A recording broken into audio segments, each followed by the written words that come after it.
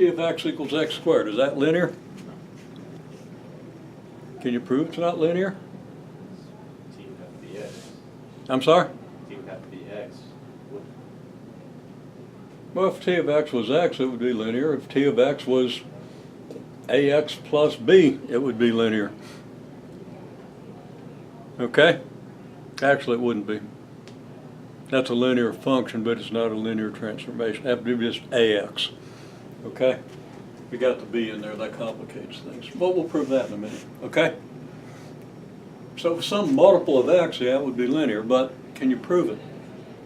You got to prove it by proving these properties, right? Or disprove it. Okay? Well, to prove it, you got to prove both properties. We haven't really proven this one because you got to prove the other property, but I already said that. Okay? Here, you think it's not linear, and you're right. Just pick whichever property you think is going to be easier to disprove. Which one do you think is going to be easier? First one or the second one? Sorry? Haven't say anything? Well, you're thinking the first one, but you're wrong. It's the second one. See? If you don't answer, I assume you're wrong.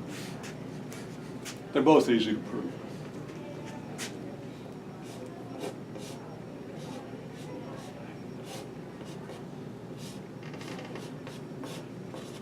T of Cx equals the square of Cx, right?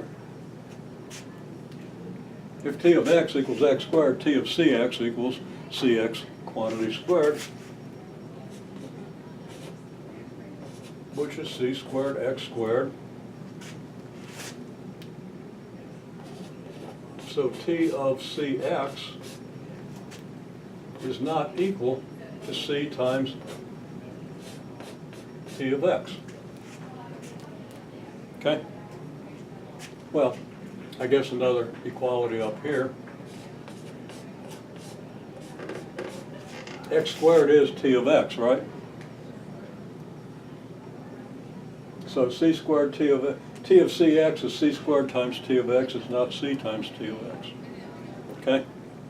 Now, just to get a little better handle on nonlinearity, I could also do this.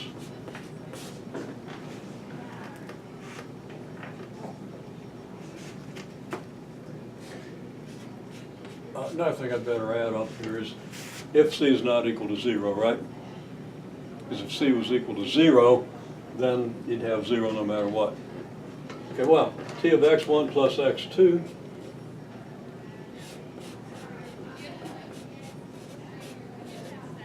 is x1 plus x2 quantity squared, right?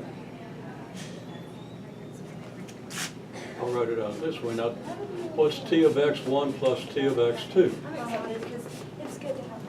Well, T of x1 is x1 squared. T of x2 is x2 squared.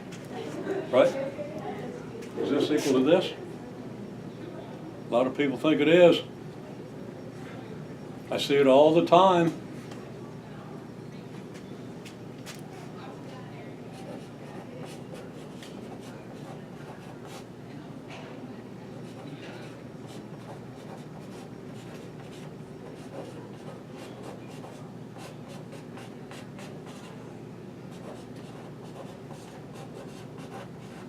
So I'll just say these are not equal as long as both x1 and x2 are non-zero. Well, these properties have to hold for all vectors, okay? And, you know, the real numbers form a vector space, very trivial vector space. Not really trivial, but a very simple one. So this is still a transformation of a vector space, okay? So that's just an example of how you can prove whether something is linear or not. And you'll have an assignment that asks you to prove some other things. Okay? It just matter keep your wits about you, write down what this means, write down what this means, and see how it works out. See if this side equals this side. Okay?